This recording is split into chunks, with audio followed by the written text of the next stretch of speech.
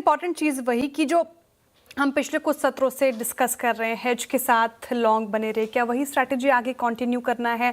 Closing के लिहाज से कौन से लेवल्स इंपॉर्टेंट हो जाते हैं?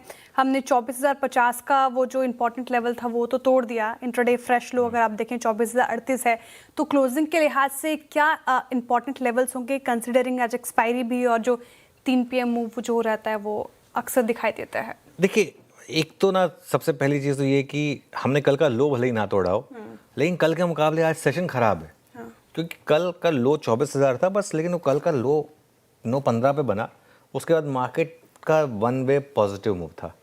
आज मार्केट में वन वे पॉजिटिव मूव नहीं था, और आज वन वे पॉजिटिव ना होने के कारण भी है ना श्रेया। देखिए, अगर आप तो कच्चा तेल जिस तरीके से ऊपर भागा है, रुपया जिस तरीके से गिरा है, सेंटिमेंट जिस तरीके से ख़राब हुआ है, आई थिंक उस सब का कॉम्बिनेशन है। प्लस आज थोड़ी सी एक्सपायरी का भी फैक्टर है, तो ये सारे फैक्टर हैं।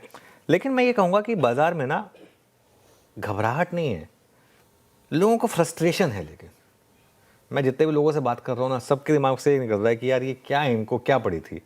अभी हमारे पोर्टफोलियो रिपेयर होने शुरू हुए थे, नहीं अभी हमारे पोर्टफोलियो रिपेयर होने शुरू हुए थे, अभी तो मार्केट में तेज़ी शुरू हुई थी। ये क्यों बेकार में ये सब जो ईरान और यूएस है, अब विलन कौन है हमें नहीं पता। अब कई लोगों को ईरान विलन लगता है, कई लोगों को ट्रम्प साहब विलन लगते हैं। लेकिन जो भी है, ये जो एक मार्केट के लिए एक रिस्क फैक्टर था ना, जो हट गया था, एटलीस्ट हमें लग रहा था कि एक रिस्क फैक्टर जो है वो हट गया है, वो अब मार्केट में वापस आ गया है। तो ये तो है खैर क्लियरली। लेकिन अगर यही मार्च में हुआ होता तो निफ्टी करीब करीब 400 पॉइंट नीचे होता है, लेकिन अब कम से कम उतना नहीं है। ठीक है, बाजार में ना अब वो फियर फैक्टर नहीं है जो पहले था मार्च में। पहले क्या होता था, अभी ट्रम्प साहब कुछ भी बोलते थे आकर, या ईरान की तरफ से कोई भी स्टेटमेंट आती थी, आपका एकदम से ध्यान जाता था कि कहीं कुछ बहुत गलत तो नहीं बोल दिया, कुछ बहुत ज़्यादा नेगेटिव तो नहीं बोल दिया। अब कम से कम वो नहीं है यहाँ पर। ये रिस्क फैक्टर है, लेकिन वो फियर फैक्टर नहीं है। इसको आप दो तरीके से देख सकते हैं। ठीक है, और बाजार की यही सोच है कि ये जो मामला है ना, ये जल्दी सुलझेगा बेसिकली।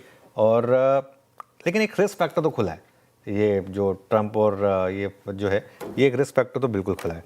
खैर, अगर देखें आप, ऐसे में जो बैंक निफ्टी है उसकी रैली ऑब्वियसली एक रिस्क पर है, और बैंक निफ्टी चला भी काफ़ी था एक्चुअली। तो ऐसे में बैंक निफ्टी का थोड़ा सा एक रैली का रिस्क आना वो जेन्युइन है। 20 डे बैंक निफ्टी पर अगर ये टूटा तो मुझे लग रहा है कि थोड़ा सा एक करेक्शन का रिस्क रहेगा, जो कि करीब करीब 57,300 पर है। तो इस समय ना थोड़ा सा पोजिशनल ट्रेड से बचें, ये एक मेरा एक व्यू रहेगा। और इंडेक्स में इस समय कुछ समय के लिए ना इंट्राडे रहे। अगर आपको पोजीशन कैरी करना ही है ना, अगर लगे कि नहीं मैं तो करूँगा ही करूँगा पोजीशन कैरी, लॉन्ग या शॉर्ट दोनों, तो आप हेज करके जाए। जैसे कल रात को हमने एक व्यू लिया, कल दोपहर को हमने एक व्यू लिया था कि नहीं हेज जरूर करना है। आज एक्चुअली सुबह उस हेज नहीं बचाया होता, तो इसके लिए